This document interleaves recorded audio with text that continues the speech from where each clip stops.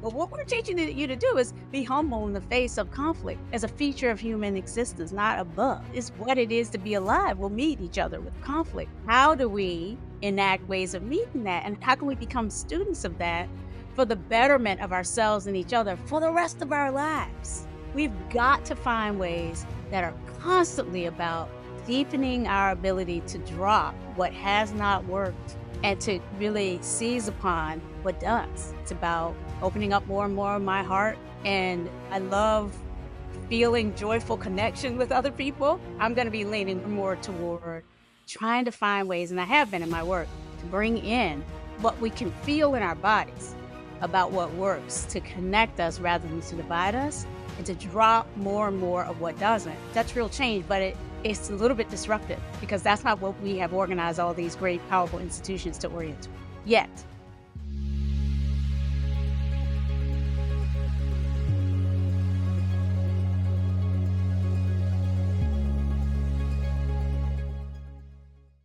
Greetings, everyone, and a warm welcome back to Intersections.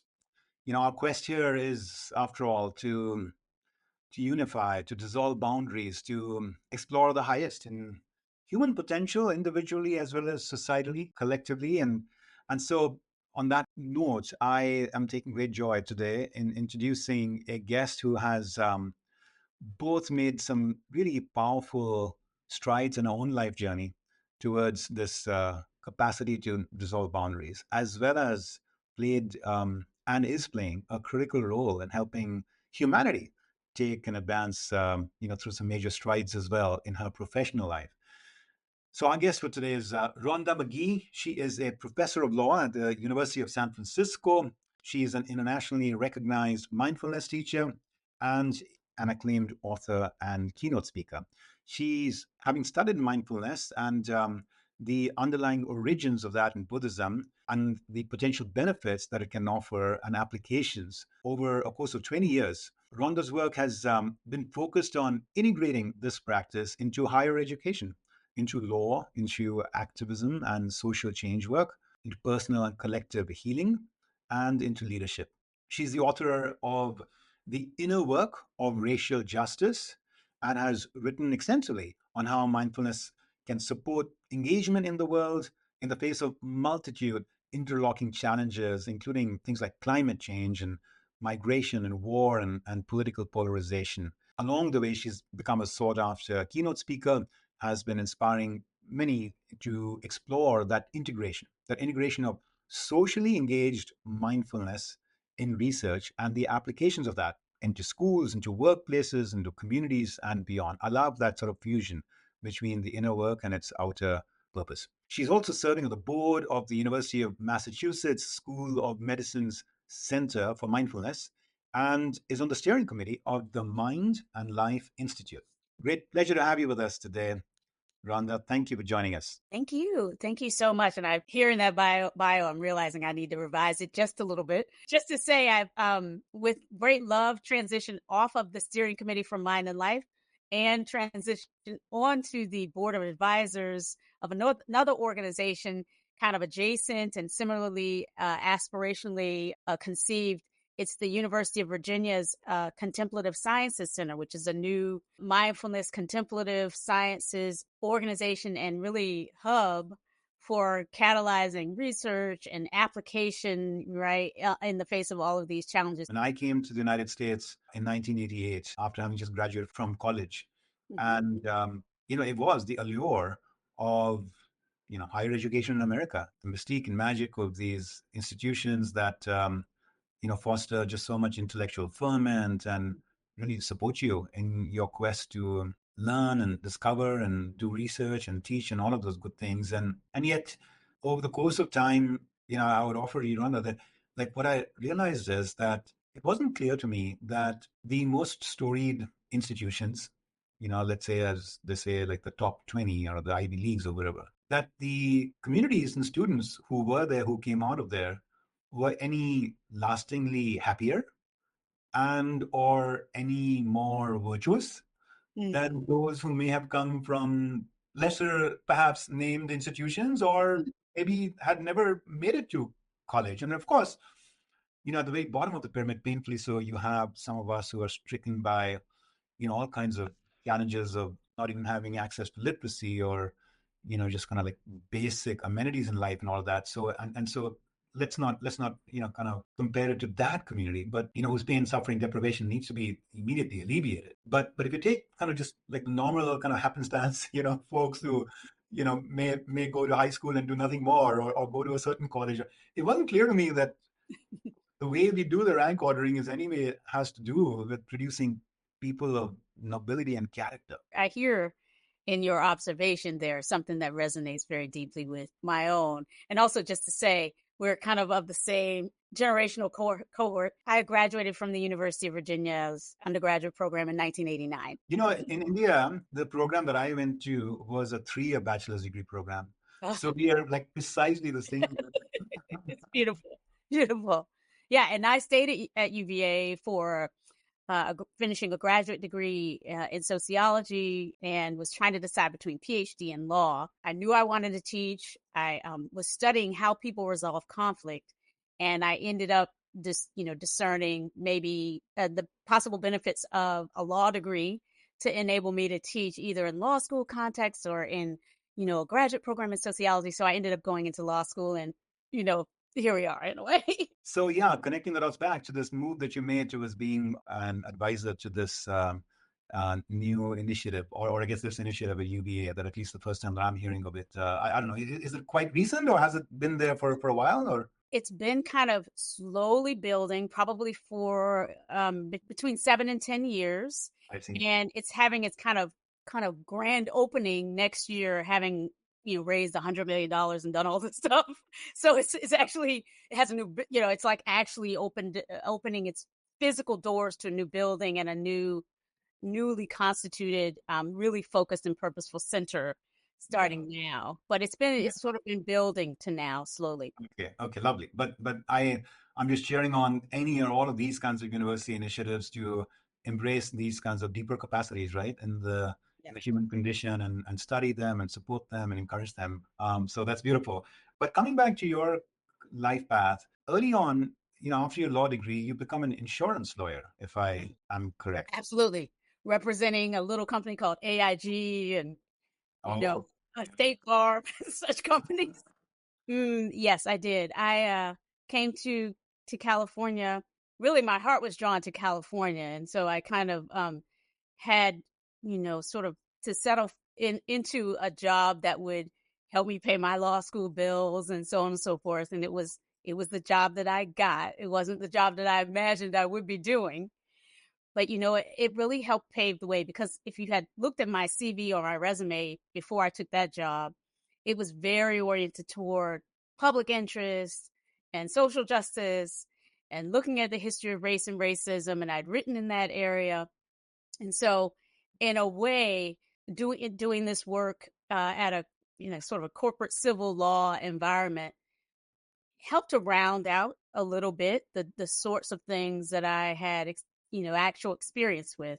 And so then when I later went on the market to teach, I had this more broadly experienced background. So I was able to teach tort law and insurance law, but also classes looking at race and American legal history.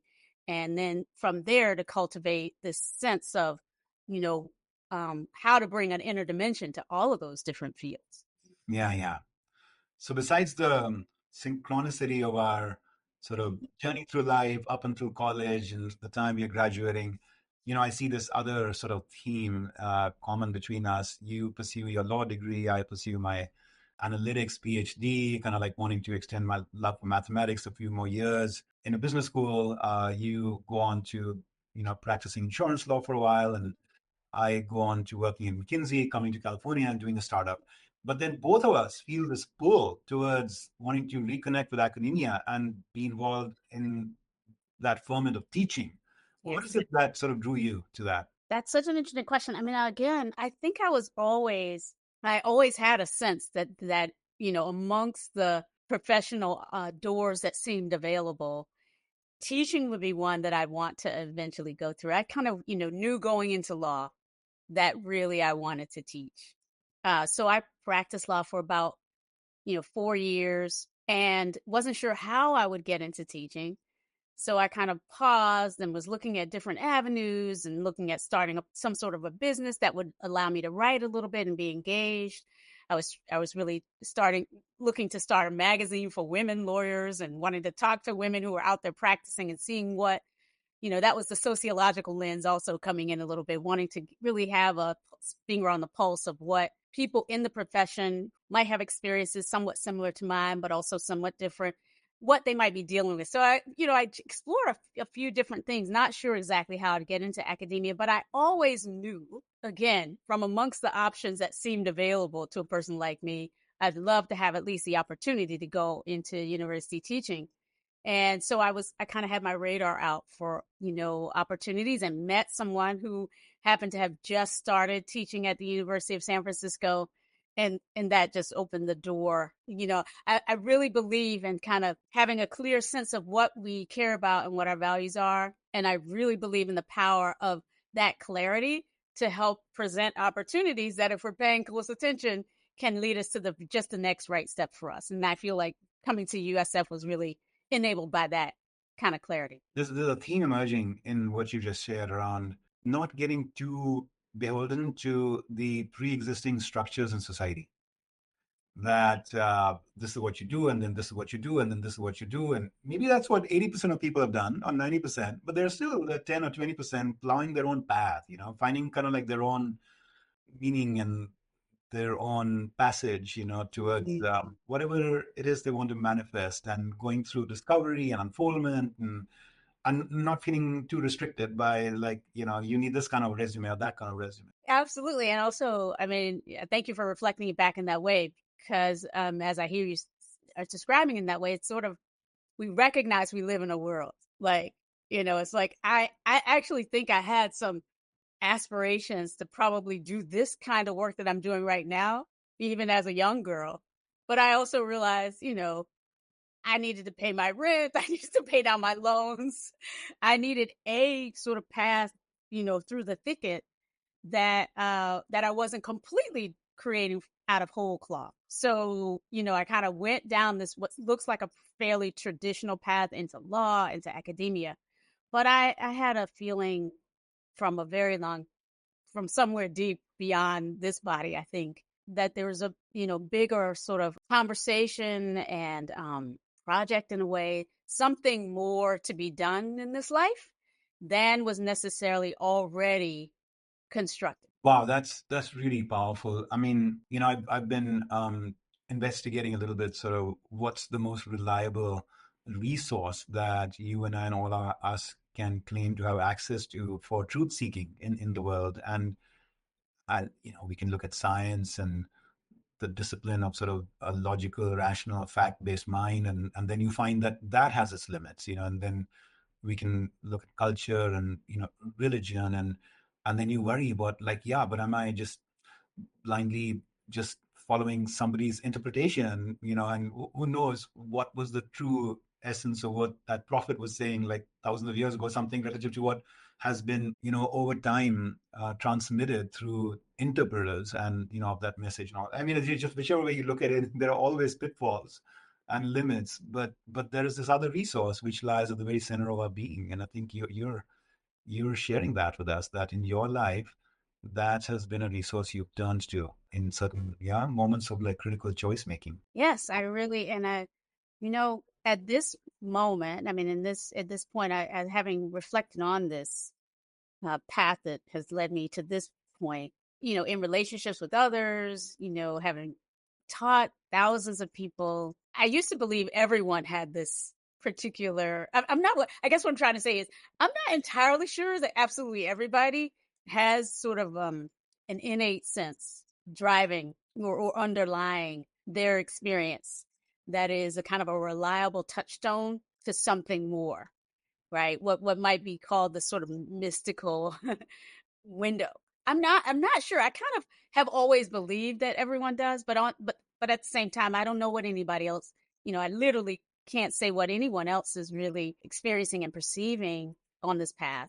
I can say for myself, there's just been, in a certain sense, always from I can remember from experiences in the playpen, like an awareness that like, okay, well here we are in this situation, looking at the light falling across the room and just knowing there was just something profoundly more than, these very humble circumstances I grew up in where there was violence in the home, where there wasn't enough food all the time. Yeah, having that some connection to awareness that there's so much more has sort of always been there for me. And I feel very, very fortunate to not have missed it. You've just given us a couple of really powerful glimpses there of what obviously must be an incredibly rich, redemptive, and yet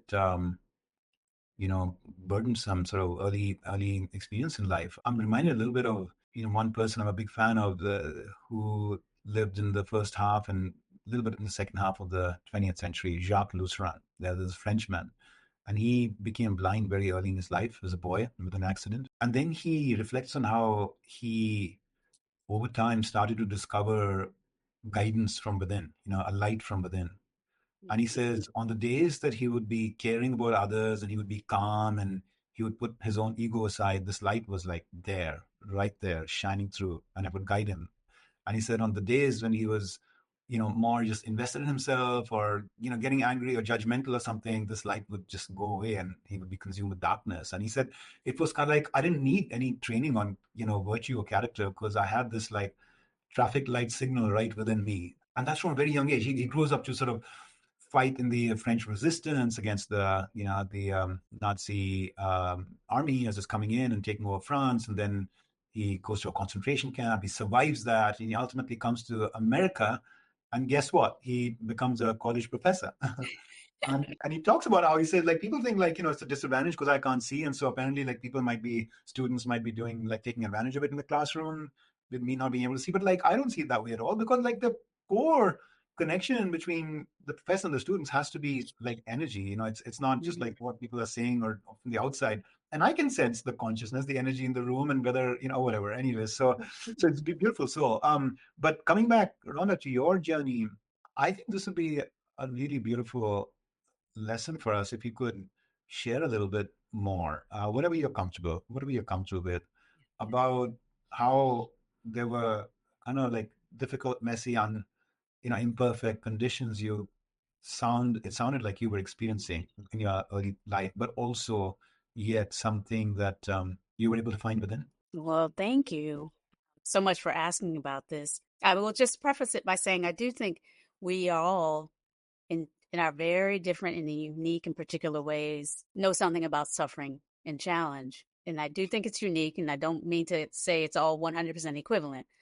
But as I share the following, I kind of invite just a pausing for whoever is listening, just, sort of hearing, but also feeling what is coming up for you, what resonates, what we know about some analogous challenges that we also have come through or witnessed in the world. So for me, I was born in a small town in North Carolina, so the southern part of the United States, and born, again, as we've been alluding to, into that last third, roughly, of the 20th century, and born into a family that were racialized as Black African American in this racially ordered, hierarchical, social cultural world where a lot of change had not arrived. Right. So there was a civil rights movement in progress, but the literal place where I lived was still kind of racially segregated and ordered. And it had all the legacies of that whole history came through our family, right? In terms of ceilings on what kind of education you could have, what kind of jobs people like me could get, the American version of caste. What that can do inside the home, wasn't so for everybody, but for the family I lived in, we had folks who had tried to escape through being military involved. My father had gone into the Marines, had fought in the Vietnam War, came back with a lot of extra wounds, having fought against racism in the South, then goes out as a means of escaping, I think that, but nevertheless getting wounded again. He comes home, he's become an alcoholic. and he's quite violent. So in my first home with my biological father, there was just a lot of domestic violence, mostly aimed at my mother. My mother escaped that, married a stepfather. Then there was another kind of domestic violence and violence aimed at we children. So I was experienced, and he also was an alcoholic, also a veteran. So experienced another level of vulnerability in the home. I was, molested as a child. I was always having to kind of figure out how to get enough of the basic resources because we didn't have enough, always. And then called to sort of help support my family in navigating a world because they didn't have particularly good skills from educational circumstances that had limited them. So I was the kid who was doing well enough in school to kind of be an adult before my time and try to help them navigate this. So it was not an easy childhood by any means. I witnessed my brother and sister being harmed around me, and but what I did find along the way were reminders of what I did know inside about the fact that the circumstances that we're in are not the whole truth. They do not define who we are. They are not, permanent structures, right? So for example, seeing my grandmother who had herself been raised up and through the post Civil War, right? She was born in 1906, so she lived and died at the end of the 20th century. She lived the entire course of a kind of era in the United States where the kind of segregated structure and its intersection with patriarchy, right, limits on what women could do, was quite balkanized and quite firm, so that she herself barely had enough education. She barely was educated out of elementary school, and the only jobs she had available to her were cleaning houses for other people. But she had found a way toward a spiritual depth that inspired her daily to get up before she had to center herself and to be a resource for her family and her community. So watching my grandmother find a way to translate something much more than she was given into a way of meeting these challenges. And then, as she would say, making a way out of no way. Watching her, on the one hand, was an inspiration, but also feeling myself being met on some level in public educational spaces. So I had teachers who saw something and would, continue to sort of kept pulling me forward to affirm that I had something to offer. So I found, even though I had had a very difficult and challenging set of circumstances within which to kind of grow, that continued all the way through my time at home, the difficulties that I experienced in my family of origin.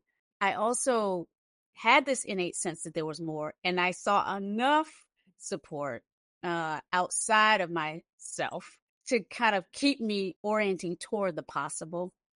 And so I do think that that combination of like an inner sense, but also really attuning myself to whatever sides there were outside, that yes, you can do this, you can survive this, you will be okay. There are ways of, making it through this difficulty that if you keep inclining toward it, it will keep meeting you. And so here we are. It's an incredibly powerful sharing that you've done, and I want to recognize that it's really hard even to fully be able to fathom what it must be like as a tender little child having to go through those experiences. And yet, what for me is very affirming in what you've said is that capacity to do meaning making and to seek to be, in a sense, like the hero in your own life story, right? And so much of that is coming out so beautifully in what you have shared. And the idea that,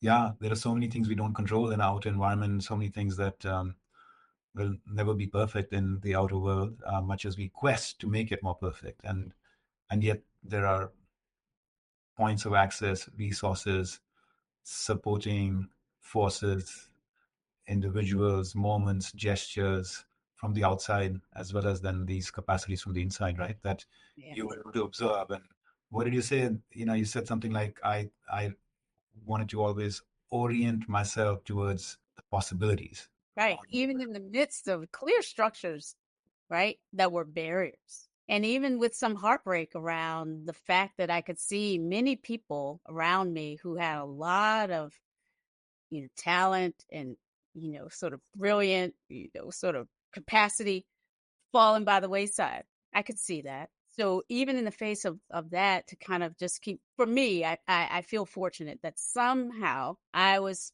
able to keep connecting with Yeah. those, sort of possible, the signs that something more was possible. So that then ultimately catapults you into this University of Virginia college degree, and then you go beyond, you do law school, you practice law, you come and start to teach. And that was at USF? Yes, University of San Francisco, where I've taught my whole career, visiting a couple of times at a few other places, William and Mary and Berkeley, but really my home has been at USF for these 26 or so years. I mean, it's been a while. We want to come to this path that you've trodden of like working on social justice issues and contributing a fairly unique lens to it through mindfulness. I'm assuming that's not necessarily a very clear, concrete program that you launched right from day one. Is that right? No, yeah, exactly. I mean, what it was I was teaching these classes at USF and had created these classes that were orienting my students at taking the knowledge, skills, and values of a traditional legal education and applying them to a deeper inquiry around what is race and racism? Why is it that we keep seeming to make progress and then face backlash and retrenchment and have to start all over again? Like, how do we understand the deep historical legacies that are always in the room as we try to do justice today? So, my effort to create places where we could address these hard issues that were close to my heart, because I was teaching these other things, insurance and torts, but it was those kinds of questions about the promise of this country, of the United States, and of international law to help support the capacity of us as human beings to, live in ways that open the door to all of our highest and best potential. And so to me, having been born here and in this place, privileged to have this particular education, was clear to me that part of what I would do as a law professor would be to try to find a way to turn us toward how it is that even with this, highest and best type of education, we still were missing the mark quite a bit because there was still a lot of suffering, a lot of people, unable to access and feel supported in reaching their highest and best individual and maybe socially constructed kind of group potential. Why was that? And really, why was that? Now, what are the better answers to the, how we define the problem? And therefore, what are the better answers to what kinds of possible solutions? Those are the things that drove me to say we cannot just, study the law and study the arguments and engage ourselves cognitively. Although it's important to know those things, we have to figure out how to know what's at stake in ways that invited subjective, kind of critical subjective experience, what we know from our own experience in the world, and also invited us to learn from each other, that second person way of knowing. So I was drawn, in other words, to thinking and experimenting with how we learn and how we know and what is relevant to know if we're really going to crack this kind of problem. And so that sort of led me to, first of all, I was obviously doing my own inner searching work, trying to, frankly, improve on the education I'd gotten at the University of Virginia by bringing in this inner dimension and this interpersonal dimension of learning more skillfully through contemplative practices that I was, engaged in. And then I started to build out a network, set of, relationships with others who were doing something similar, and maybe in different disciplines, or who were looking at different ways to deepen how we know and what we know and applying that. And so I was just experimenting with a way to bring that inner and outer together in and around the most important questions that I was privileged to be able to help my students address in my law school classes. These questions of how we understand who we are in relationship to others, how we form a sense of ourselves, in relationship to others and how we enact a world together that, through these experiences and mindful of the experiences of others, might keep opening the doors to the possible, bringing forth what Martin Luther King Jr. and Gandhi and others called a kind of love in action, mindful of people like Einstein and others who are always saying, we have to, support the individual. We now call them human rights, but this sort of notion of the individual in relationship to others and how we create more and more possibility for ourselves to thrive together. I really wanted to do what I could do in those law school classrooms to kind of maximize the potential to address that. And so I started to bring this different way of teaching. So we weren't just reading the cases, reading the law books, but we were bringing our own stories to the fore, our capacity to listen to each other, to Yeah. notice what was happening emotionally. So deepening our emotional intelligence, clarifying the highest and best visions and values we could bring. So I was trying to use that structure of a law school classroom to open that up. And that led to the sort of more conscious articulation of a relationship between what I was calling and what I was experiencing and have been taught as mindfulness practices, connecting that then to these other sort of pedagogical objectives, right? These other learning goals, all kind of with this idea of trying to keep exploring possible around remaking, what we could do together using law, which is where I was, using academia, I am, but really open to what other ways. Is it a greater spiritual path that we need to be on? So I was integrating the kind of spiritual way, but it was all trying to work with the system that we have, but also not take it for granted. That's all that the system we have was all we could do. So that's what I've been about. Ah, it's beautiful. So energizing to kind of hear you talk about this. There's a sense I get here of progressive like unfoldment of things that you weren't really very clear or sure, when you started as to how and where it'll go, but you had certain core pillars, really, really clarified for yourself. There's a sense I get of something that I find very, very special, Rhonda, in your work, which is that, you're really trying to bring the inner and outer together, like you said. It's like the outer work is the inner work. That is where, you get tested, your spirit gets tested. And what's the point of going on those retreats and doing your prayer or mindfulness practice or what have you, if in the harsh light of day, you're not able to sort of apply it practically to issues that really confront us in society, right? And what is that practice like? What is that practice where when you are having that heated debate or that argument, or you have this temptation to immediately reject or, whatever it is, the other party or fight them,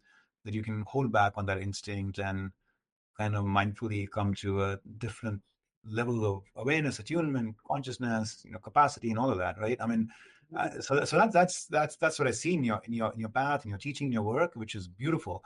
Can you, at a time when we are so emotionally aroused as a society, and it's certainly happening in the general sort of change making and social transformation work, but it's also happening in our relationships and at home, and actually even just within our own selves, when you think about the loneliness epidemic and the mental health crisis that we're going through. So this notion of emotional turmoil is basically present at every level of like our human existence today. What is it that you have been able to innovate and own and sort of put out there and see work when there are collectives that come together, small teams and a class, a group of people with a shared quest for something, learning or social, some social movement?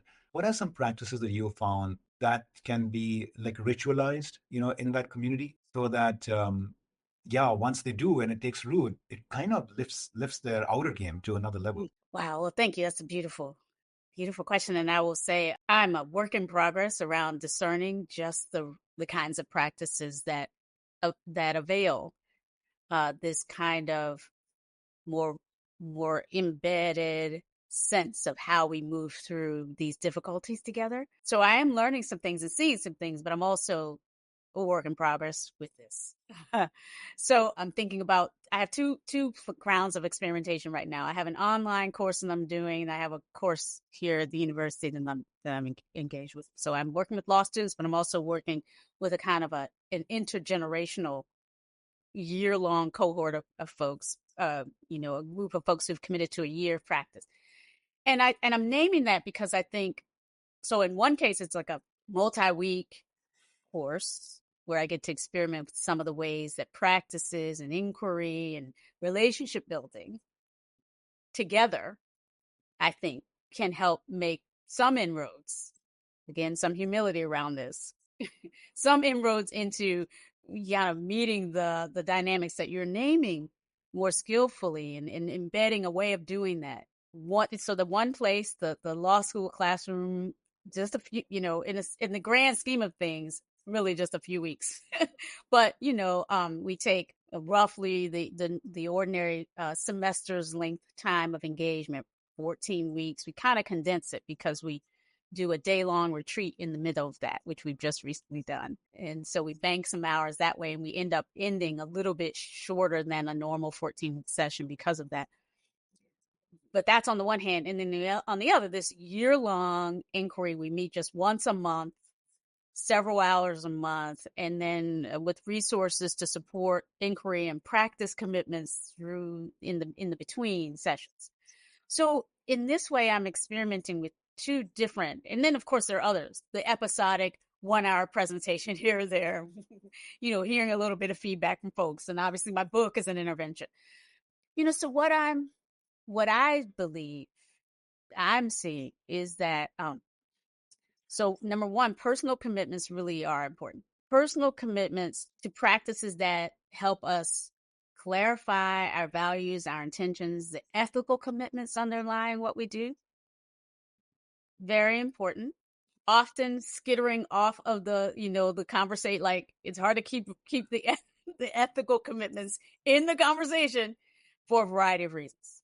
But I believe, and the work that I've been doing seems to reinforce that we really do need to create a space where we actually, name that how we do what we do and our why is really important.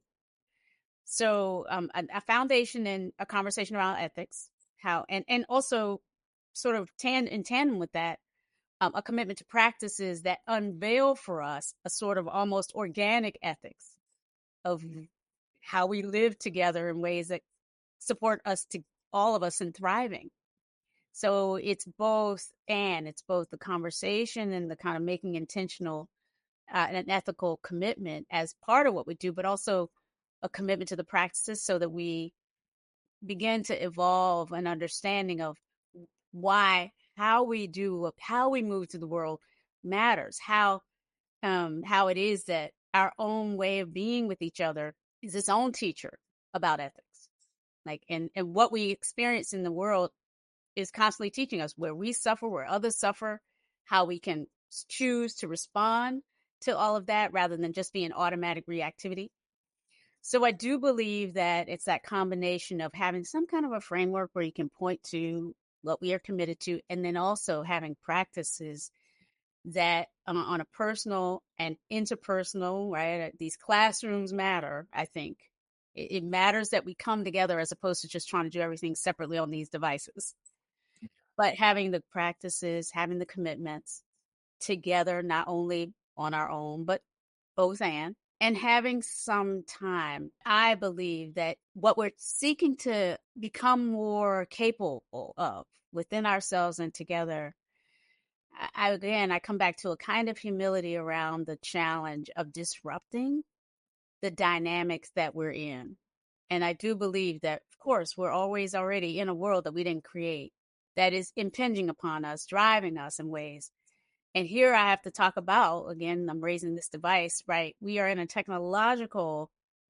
moment of like technological colonization in a way where we're all vulnerable to being formed in the ways and in view of the imperatives of a kind of an economic capitalist agenda that frankly thrives on us being hyper emotionally triggered. We know that we are that it's that our feeling ourselves in this emotional state that you named isn't happenstance. It's a feature of the world we live in right now, not a bug. So really finding ways to therefore stay engaged and to know that this is going to be we're up against something, to kind of clearly tether ourselves to something bigger and more than this environment.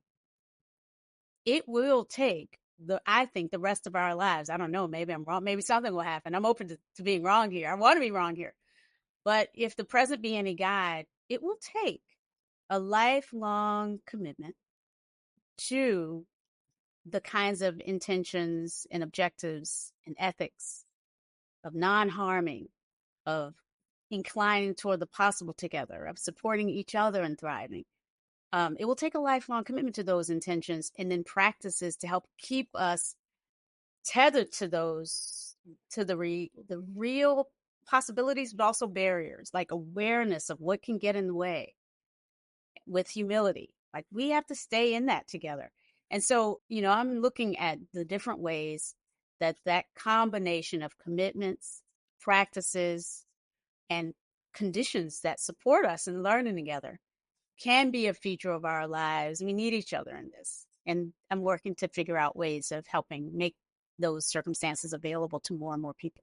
I'm going to quote from an interview that you did where you speak about, social justice, right? And so you're saying these social justice movements of all of our cultures, they seek to help us see that in addition to, you know, one form of suffering, like racial injustice, there are also people who are being systematically experiencing suffering and vulnerability because of the way we've organized ourselves. Perhaps it could be in some cultures, women, because of the way we've arranged marriage law, or people with Yep. disabilities because of the way we've arranged the accessibility or not buildings and workplaces. Social justice is about looking at what's surplus suffering. Folks, I think this is just very so thoughtfully articulated. Social justice work is about looking at what surplus suffering is flowing from the way we have organized our society for the distribution of resources. It's like when I, hear the expression surplus suffering, I'm hearing you say something like, it's completely wasteful suffering, and it's not even suffering for a reason. At least, if you're hauling up, great pieces of rock to build a cathedral, that's one form of, noble suffering. But this is just surplus suffering. The answers will be unique to each culture and society. I really appreciate that. It's not about a one size fits all that should emerge from some up on high and just kind of be everywhere. But then you say we must ask, where in our culture are the marginalized populations? How are the resources organized? Who's benefiting from the patterns of organization? Who's suffering? How have we embedded in our laws and policies a sense of who matters more and who matters less? I thought that was really very educative, very beautiful, and thank you for that, Wanda. And Mm-hmm. want to highlight that here you're very invested, and law is often a very natural foil for that, in social justice, and yet you have a very fresh voice and path to bring to this work because you've done so much of inner work yourself. You've not just merely emerged as somebody bitter, let's say, about some inequity in the world, but you're taking a lot of stewardship and ownership over how you show up, like you said. And that's part of what you're inviting, you know, our social justice warriors to do. Yes. That's incredibly critical and, so important to help grow our own capacity, right? To be able to approach these quests from a place where we can be the most positive agent of change that we can be, right? There's a reflection you've done on what you call like these fundamental attributes for social justice kind of work. I love these. Incidentally, I've been working on a set of principles, for change making. And I found so much commonality between some of the themes that are emerging in, these six that I have read from you, and the kind of things that I was codifying from my studies with the Martin Luther Kings and the Mother Teresa, the Gandhis and Mandelas and others. So are you syncing with like the six that I'm talking about, like loving kindness and compassion others? Is that something that you could share with our audience? Rhonda, or I can remind you of these six if you like. Yeah, let's walk through them a little bit together because, of course, I write these things and then I keep Yeah. doing them. So I'm happy to, but certainly I will say loving kindness and compassion are Yeah. always maybe the top two for me as a foundation for this work. I'm happy to maybe talk a little bit more about them, but I'll just say that I had a reader who shared with me that they were reading through my book and maybe listening to the audio version of it that I read, myself. And they had this feeling that like, wow, she really seems to be mentioning the word compassion quite a lot. So then, of course, given the technological, this is one of the benefits of technology. I'm not suggesting it's only negative that we live in a technologically transformed world. I mean, we were having this conversation as a result of it, so it has these beautiful potentialities always. So one of my readers said, "Let me do a quick search and see how many times the word compassion or some derivative of it shows up in her book," and it was like over 700 times in a book of 300 pages or 300 and some pages. So really it's on average of 2 to 3 times a page. I'm speaking about compassion as a foundation for this work, and by compassion I mean the will to alleviate the suffering of another. It's distinct from pity, and it's distinct from empathy, taking on and feeling, right, for another. We feeling the suffering that another is feeling, and or being able cognitively or emotionally to sort of understand what another is feeling is really important. But compassion is something different. It's about perhaps from sensing what another is feeling, really seeing that there's a possibility for each of us to act in ways or to imagine in ways. I mean, it may be that we can't do that much to alleviate the suffering of children right now who might be being victimized by bombs falling on them in some unfortunate part of the world right now. We may not be able to do anything about it from where we are right now, but having the orientation toward compassion, the will, the desire to minimize, again, this kind of surplus suffering that we see in war making today is, I think, an important, this kind of will to alleviate suffering, such a important, for me, underlying foundational orientation to the work that we've been talking about. So compassion, really fundamental. And then loving kindness, this sort of orientation toward the friendly, if you will, and the kind within ourselves, and I believe within everyone. And of course, some of us may manifest it more easily and more readily and more widely than others. But this sense that each of us almost has, like, I will use this metaphor, an aspect of the sun within, and that we might, in ways that we reduce to words or that we might just emanate in terms of how we are with each other, a capacity for warmth, and a capacity for again meeting that which is warmth and emanating from others. To me, this is really important because we so easily get stuck in conflict, get stuck in our own habits of way of thinking and being, and our own suffering, our own heartbreak. So from that place of both knowing that, having the will to alleviate other suffering, but also bringing this sort of kindness, then we can ask questions. And back to your question before about what are some things that work, being willing to ask, create spaces where it's okay to be vulnerable together and to access the part of me that can turn toward you and ask, you know, what have you suffered? Where are you suffering right now? What can I help you hold right now? Creating spaces where we can meet each other and bring what is in need of healing and be met with some support. Because again, we're always already embedded in relationships, and some of us can help others, right, just by being, more grounded in our strength. And then there'll come a time when I might need you. So creating those spaces where we can do that and get practice doing that, I think is really important. And the foundation and compassion and love and kindness can support meeting just like that.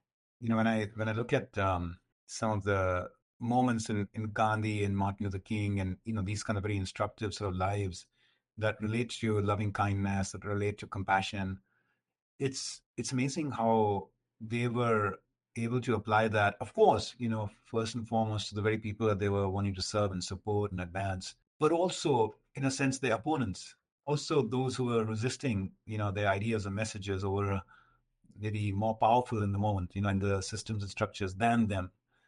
And like in the case of Gandhi, he really felt for the British public, and he was like, when I'm asking you to sort of, peacefully pack your bags and leave India and allow us to determine our own destiny. I don't say that because it's going to, economically hurt you. I say that because it's going to morally be the right thing for you. And you are morally really hurting right now, with Yeah. what you're doing, right? And Yes. of course, Martin Luther King brought some of that sort of, Mhm. conversations here, like in the I Have a Dream speech and everything. Yeah. Um, so this is such an important set of pillars you've just given us: loving kindness and compassion, and really for everyone, including those that we feel are otherwise being viewed as your resistors, your enemies, as the ones that are holding back progress.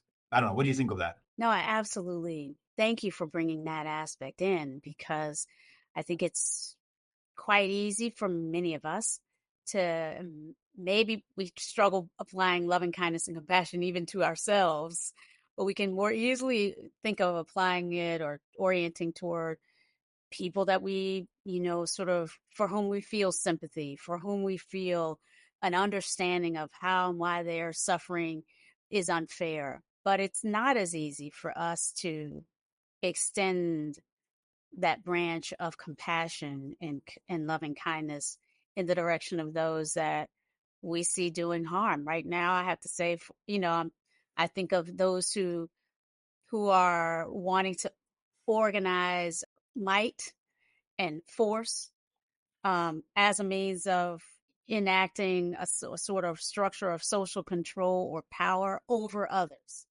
Yeah. Um, again, to me, whether it's war making, whether it's the rise of authoritarianism and fascism, and those ways of enforcing a sense of who we are and what's possible, that threatens people's physical safety, right? Where, by speaking, saying the wrong thing, or associating with another person non-harmfully can bring all kinds of force and harm into your life, up and into death. We know this. People's lives are being threatened. So I find it hard to turn toward those who would kill another human being for speaking out against injustice, right?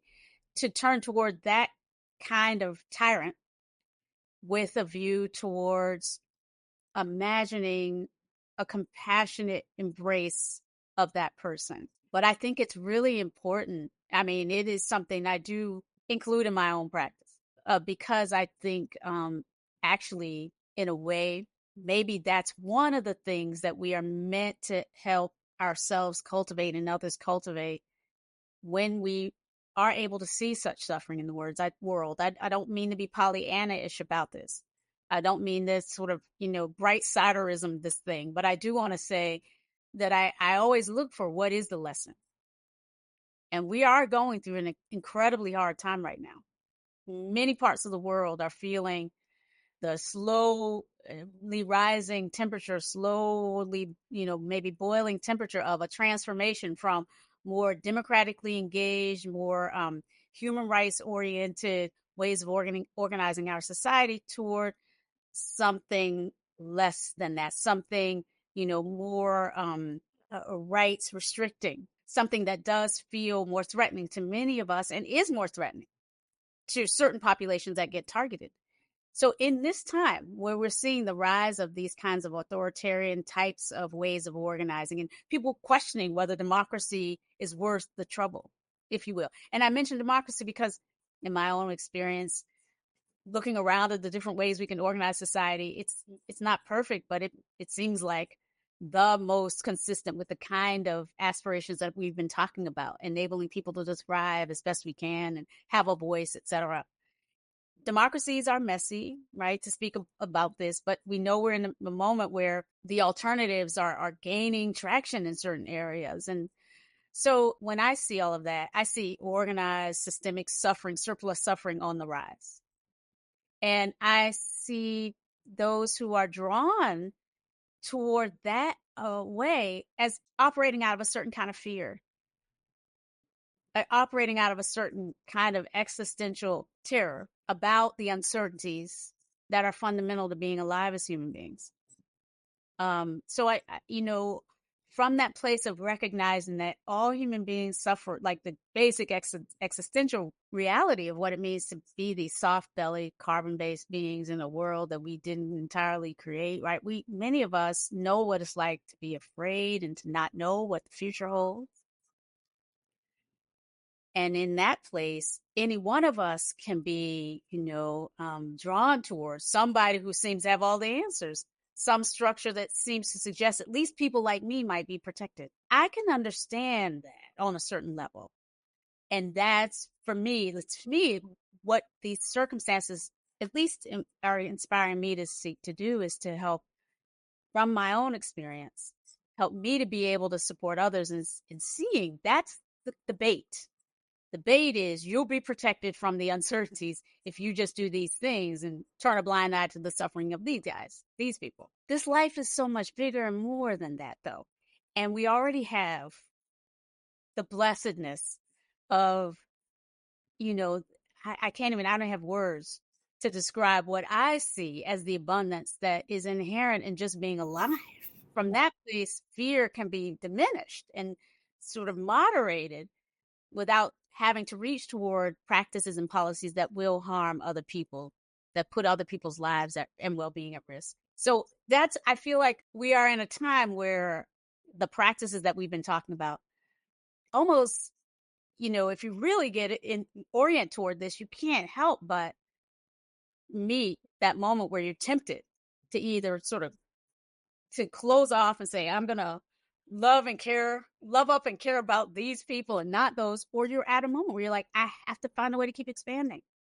And so when you speak about bringing loving kindness to those who are causing harm, and I'm thinking of the most harmful, those in power and who want more power, can we bring the spirit, this is about trying to, minimize the barriers to the scope of our compassionate concern so that everybody feels we're in one big, because we're in one big system, one big earth, one pluriverse where absolutely everything is connected. So it really is not wise to put barriers around, this message and this care, even though we have no guarantee that we'll get it in response. It's not about that. It is about seeing this is the only way at this point. Wow. Yeah. We could spend a whole hour just to slow down and unpack and revisit and crystallize, so many powerful messages you just like offered there coming from, I know, a very, very heartfelt place, and that's beautiful. And I don't know if, this makes any sense to you, but Rhonda, one of the things I think about on that loving kindness front and that compassion front is that it's not something that you do as a sense of obligation to society, or because you have been told by a certain scripture that it's the right thing to do. You do it for your own self, at some level, because I feel like when you allow things like judgment and hate or othering of some kind to enter your consciousness, it's kind of like it's like your heart is getting less pure, you know and why not keep that heart really protected, really pure in terms of your relationship with the universe, right? Any of those moments when those things happen, it's kind of like you're doing a disservice to your own self, because You get there's to feel it, or at least I can. yeah, yeah, yeah, yeah, You yeah, can feel the way we're being corrupted by the anger, the fear. It- yeah, at least I can. yeah. So it is, in that sense, it is every bit about maintaining my own more grounded access to love. Lovely. And that said, I don't see in you somebody who's shying away from the complicated sort of issues in life and from engaging with them, seeking to reshape them, reform them, and all of that. I mean, you're actively invested in all of that, and yet you are, offering this kind of principle of making sure it's done from that place of compassion, which is beautiful. So it's not like a weakening quality in you; it is actually a very illuminating quality in you. It It's illumines not the path. weakening. It's not bypassing, which is another thing that, many people will worry about, right? Am I now just going to kind of bypass all the hard issues? No. Yeah. So I'm looking through your other fundamental attributes, and in the space and the time we have, there are one or two that I feel like you already, we've already covered in the conversation. For example, you really highlight the importance of the don't know, mind, our ability to engage in ongoing learning. One way I like to think about is that whatever it is that you might know about yourself and, the laws of the universe and what has gotten you to this point in your life and everything, nature is constantly evolving, constantly shifting, constantly, keeps us guessing. Yogananda, who's the spiritual teacher from the 20th century, and someone I draw a lot from, he once said, he said, spirit is infinite, and then nature is finite, and therefore nature has to constantly evolve. Otherwise, how is that spirit going to be able to express itself, right, with this infinitude of capacities and potentialities, if nature was static and it wasn't always changing? Mhm. So, I try to kind of like remind myself of that, justify Yes. what you just said, that regardless of how strong you are, powerful you are, successful you are, reassured you are, confident you are, there's always something that is going to be changing. And I've seen that, in my classroom. I show up year upon year and I teach this successful and strong and good class. And many of the themes in it are very similar to what you so beautifully described that you've evolved and been doing at University of San Francisco and the law school, which I'm doing at Columbia, the business school. But anytime I become complacent, and I just feel like I've nailed it, I can just go to the class and have us recreate that magic. Something or the other shifts and changes, and I get humbled again to realize that it's a constantly evolving game. Yes. Well, I mean, and also, of course, the world is this, we've been fortunate to be alive today to be the beneficiaries of so much, scientific expert learning about the nature of life and the world in which we live. And yet, as you say, I mean, there's so much that we don't know. Even if we collectively knew it all, Yeah. learned it all, researched it all, any one of us is only right able to take in so much. So that quality of not knowing, I'll say also one of the traditions of the meditative approaches that I draw on, it's an approach from the Zen Buddhist tradition, the peacemaker approach to that, created by Bernie Glassman and taught by Roshi Joan Halifax, a teacher and friend of mine. Oh, Uh, we had Rohit here in the podcast, many months ago. What a beautiful soul. Yeah. Beautiful soul. But that particular tradition, the peacemaker tradition of Upaya's particular articulation that I've received as a teacher in training in that approach, has these three ethical foundational commitments. One is this not knowing quality, you recognizing the extent to which whatever we know, there's always a kind of a irreducible quantum. Like there's an amount that we can never really, a gap we're never going to fully close, no matter how skillful we are, that will represent that which we do not know and really, I think, cannot know. I have that sense that from this place, we're still evolving as these beings. So that not knowing mind, right, joined together with that willingness to bear witness to suffering, which is we've been talking about in the entire conversation. Yeah. And then third, that willingness to take compassionate action. Those three commitments are the foundational commitments of the Zen peacemaker tradition that amplifies a lot of the work that I do.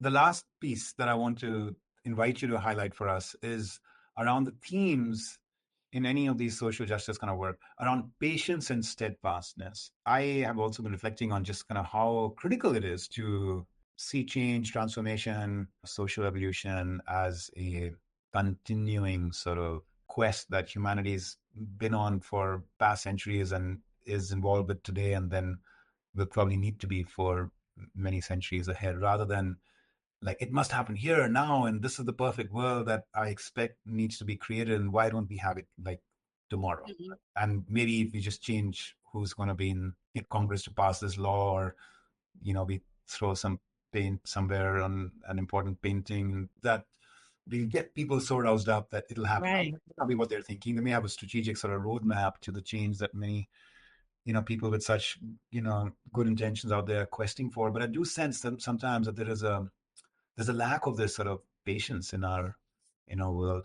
It's patience and steadfastness for the long journey, if you will, that seems implicitly being called for. And as a person who spent so much time in academia, I can't help but feel that part of the reason why we have such a challenge with that is exactly the way we are trained in these beautiful, well-resourced institutions who promise all the time that, in exchange for a certain amount of money, we can prepare you through this one course, or maybe in a luxurious, like a long arc of 4 years or 3 more years, right? Somehow you can master this field and you can understand through this research project or that book, this huge, complex aspect of reality that we seek to study. So I do think, and I'm trying to figure out a way to say this without suggesting I believe we really need to start all over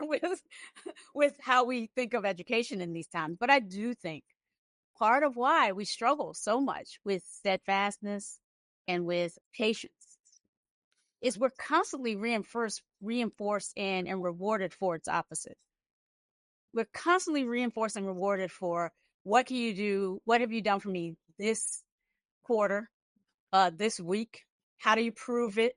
And so what we are talking about here now is like in different ways, everything we've been talking about, but this in particular, patience and steadfastness with regard to hard issues is I think extremely countercultural. We're constantly being told, wait, what? Okay, where's the project? Where's the class?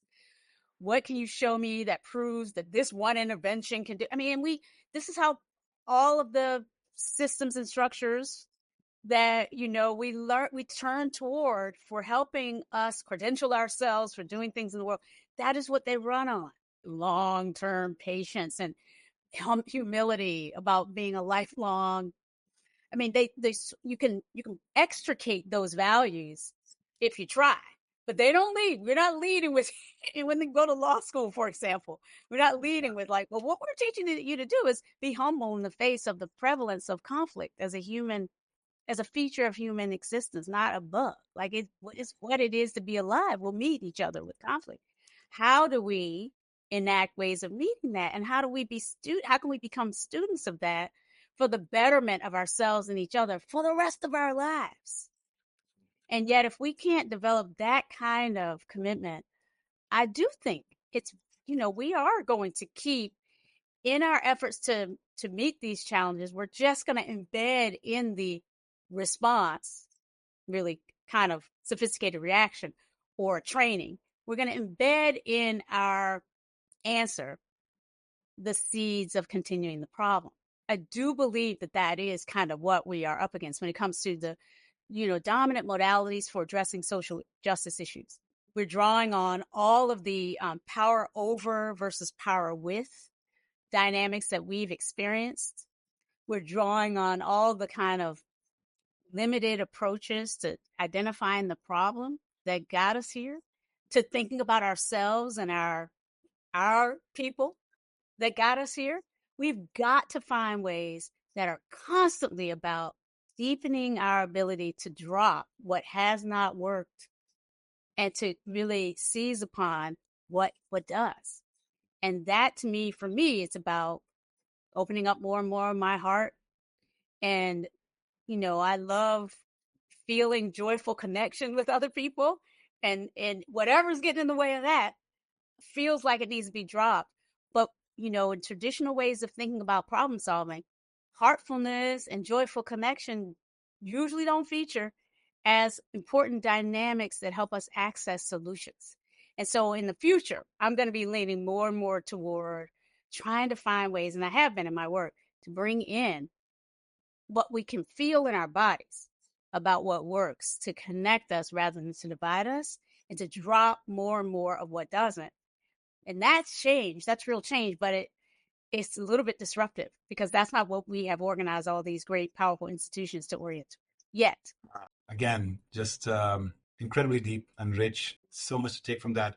Somehow I got reminded of this story. It's very sort of microcosmic relative to the macrocosmic that you just kind of painted for us, but it epitomizes, I think, some of the, things that you're talking about. So there were these leaders who had come to meet Gandhi and had discovered as they were waiting for Gandhi to show up that morning that there had been some kind of a scheduling flub by his secretary, and all of them had been given the same time. And so each had their own one-on-one needs to spend time with Gandhi. And here they were, gonna have to kind of figure out how to like sequence and stuff. And so they were arguing heatedly with each other, as to whose issue was more important, who really needed to really first meet with Gandhi and all that.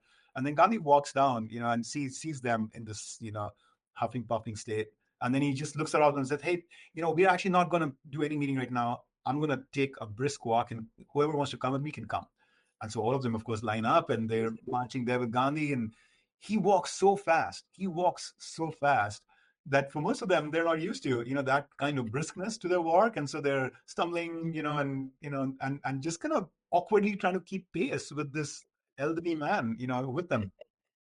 As they're doing that, they're starting to laugh at each other and tease each other. And, of course, the calming effect of exercise too, and nature as well. And all of that starts to play in. And by the end of the walk, they were just like this playful group of young little children, and that was it. I think Yeah. Gandhi's work was done in that moment. But I see what you're saying about connecting, about joy, and Gandhi took a very non-linear approach towards resolving their issues, right? Rather Yeah. than a logical approach to saying, okay, let's look at the schedule. Let's Yeah. see. It's like, let's get them to a joyful, calm place. And then naturally, so the solutions will come, cooperation and giving and taking will come, and good things will happen. Let's literally walk together. Yeah. How beautiful. I will say that this past weekend, when I did my retreat with my law students, we did a walking meditation like that. We'd done our personal individual Yeah. practice, done an individual walking and then we did a group walk around, just a kind of a meandering walk on campus silently, but together.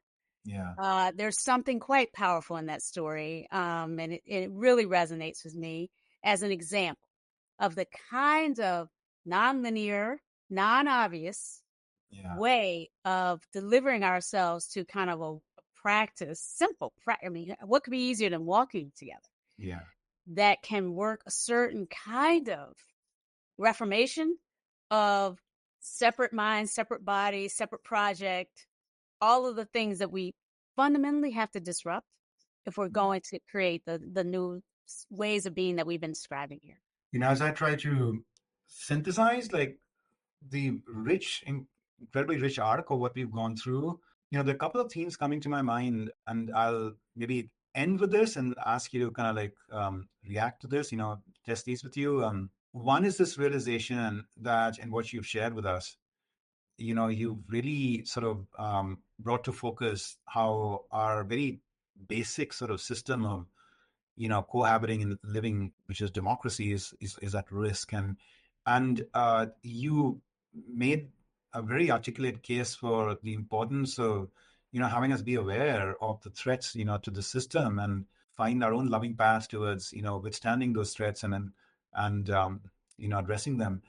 And you talked about human rights as a key part of what the institution of democracy really upholds. And at the same time, I actually see in everything that you've shared with us a balancing of that, a appreciation that democracy is not an entitlement. It is a commitment, and it is something that requires of us rather than just as bequeathed to us. That there are, as someone like Gandhi might have said, human duties, not just human rights. And some of those are inner duties. They're about the inner work, like you said, the inner work of racial justice, social justice, any pursuit of goodness, the inner work, right? So I'm seeing that, in the arc of our conversation, that beautiful balance between the outer and the inner. The other thing I'm seeing is that how do you get there? And you are challenging the idea of this logical, very structured, very sensorily fact-based, milestoning, practical kind of project outcomes. What am I going to get in the first quarter and the next quarter and the next quarter from the funding I'm going to give, or the promise and commitment I make to you that you're going to get this thing very tangibly mastered, right, in 1 year or 4 years or what have you, right? So there's that sort of like, in a sense, traditionally like Western model that has actually led to a fair amount of progress and advancements in the world, and wealth and power accumulation in the world, and what have you. And at the same time, we're kind of seeing that it's running its limits now, and you keep multiplying that, and what are you going to get? A planet that is just like way fatigued from just indulging our every hunger, right? And then On the other side, coming from, I'm grown up in India, I see almost like an Eastern ethos, this sort of seeing nature unfolding in multitudinous ways, in ways that you are just a little dot, in that sort of ocean of creation, and yet a dot that has the capacities that if you tap into them can manifest so much goodness and greatness. And but it's non-linear, it's not predictable, it's unfolding, it's intuitive rather than just sensory from the outside. It will make you stand up like a Martin Luther King one day, and as he gave in his address at Selma, he says, "How long? Not long, but like the arc of the moral universe is long, but it bends towards justice." So you'll have that orientation towards possibilities, and yet you may not be able to precisely develop a quarterly plan or an annual plan and keep completely to it, because that unfoldment needs to happen in its own natural interplay between you and the universe. So I'm seeing a lot of that come out in what you were saying. It's really life. I mean, to me, I just recently reread a quote from the great teacher Thich Nhat Hanh, in which he's summarizing that his sense of where he belongs, his home, and that toward which his entire practice approach inclines him, is toward being at home in this richness that we call life and the multiple complexities of life. Being at home in all of these things, the known, the unknown, the ever changing, is, I think, what we are talking about. Because once we can find ourselves at home, I can readily create, I'm able to be at ease and at home with you. I'm already at home. I don't really need, I'm not reaching out.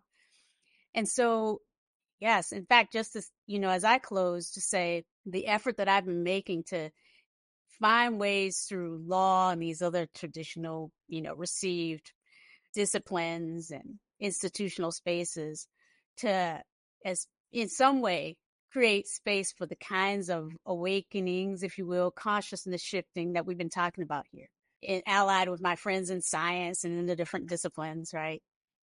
It's really been about, in a way, the both and of bringing those contemplative approaches to those systems, but also kind of really challenging how we do contemplative practice to enact or embed the aspirations of those external systems, so that we don't see it as all about just me and mine, nor do we see, those systems as not being about me and mine. But in other words, we do start to see the multiple complexity that wherever we are invited into a deeper questing, and I'll lastly just say, when I was in law school, I had the good fortune of being on the law review, which is a thing, an opportunity to write and to be, to structure this intellectual inquiry that some law students are able to get.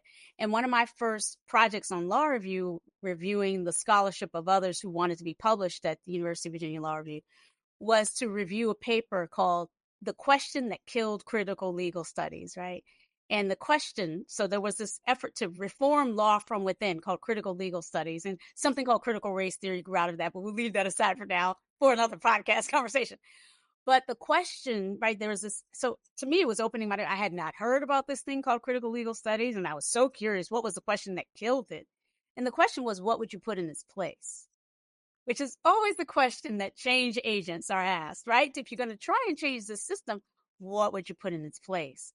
So this, my work has been about, yes, helping us see the value of democracy and human rights, but also seeing some of the ways that those constructions of the individual rights bearing entity misperceive this beautiful life that embeds in it pre-responsibilities, not just responsibilities. We who are gifted with being alive together have responsibilities that come from some place we never will know the root of.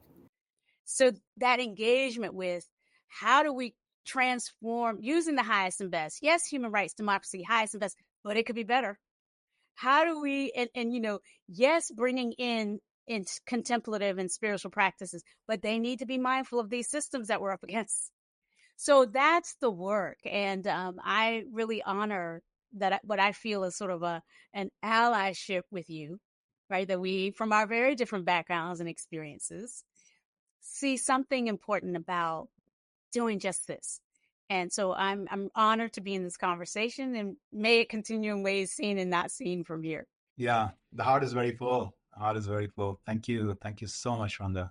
Let this last heartfelt expression from you be the final words of our podcast for now. But I know that all my listeners are joining me in cheering you on in this beautiful work that you talked about visualizing the sun, that source of sort of light, within us. It's also the source of energy, right, in the world. And one thing I discovered in researching for writing my book is how it's incredible, but like at the very center of the sun, they have this thing called the sun's inner core. And that's responsible 1% of the sun's like volume, as a sphere, just 1%. But it's actually generating 99% of the energy that you and we all live with. 99% of the energy is coming from the 1%. So that's what you're doing. That's what you're doing. You're reminding all of us to go to that light within, go to the source of energy within, practice, these mindfulness kind of ways of being, and then create those spaces locally between us and those we converse with, and then collectively, right, in the world at large. What a beautiful life's mission. Yeah, thank you so much. Cheering you on, wishing you all the best. And same, reflecting back, but same, cheering you on as well. Thank you, my dear.